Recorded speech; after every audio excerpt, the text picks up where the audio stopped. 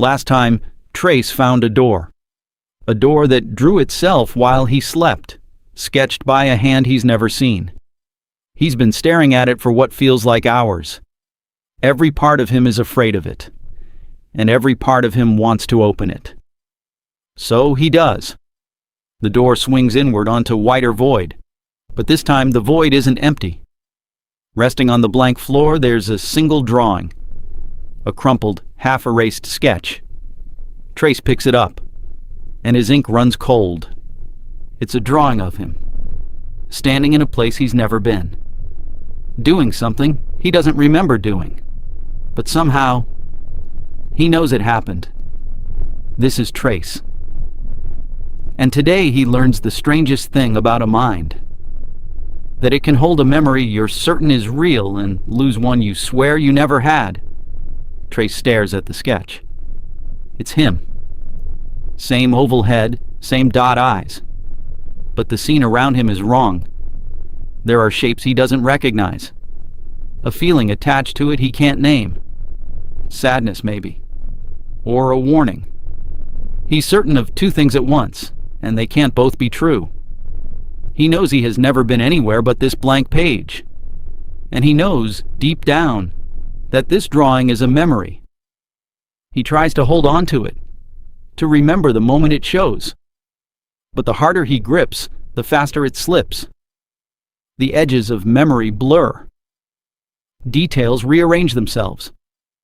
Was he standing or kneeling?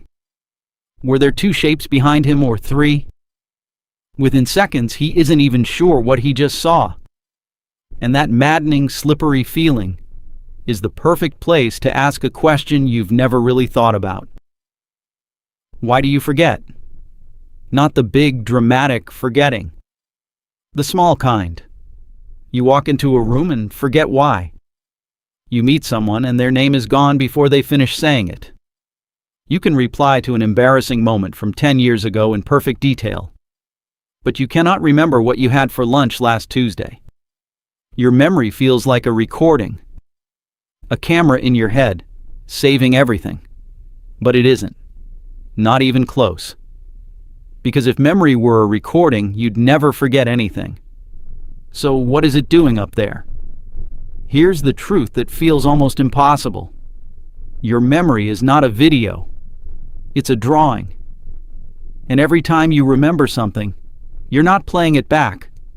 You're sketching it again from scratch. When something happens to you, your brain doesn't save the whole scene. It saves a few keystrokes, a handful of details, a feeling, a shape.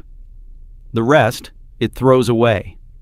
There's simply too much happening every second to store all of it, so your brain keeps only what seems important and lets the rest go. That's forgetting. And it's not a failure. It's the design. A brain that remembered everything would drown in noise. Then comes the strange part. When you pull that memory back up, your brain fills in the missing pieces, with guesses, with expectations, with bits of other memories. You don't retrieve the moment. You rebuild it, fresh, using whatever's lying around. Which means every time you remember something, you change it a little. You're redrawing the same picture over and over, and each copy drifts a little further from the original. Your most remembered memories are often the least accurate. You've redrawn them too many times. So the sketch in Trace's hands, blurring and rearranging as he stares at it, that's not broken. That's exactly what a memory is. A drawing that changes every time you look. But something about this memory doesn't follow the rules. Trace turns the sketch over. On the back, in the corner, there's a small mark. A number. It says 2. He doesn't know what it means.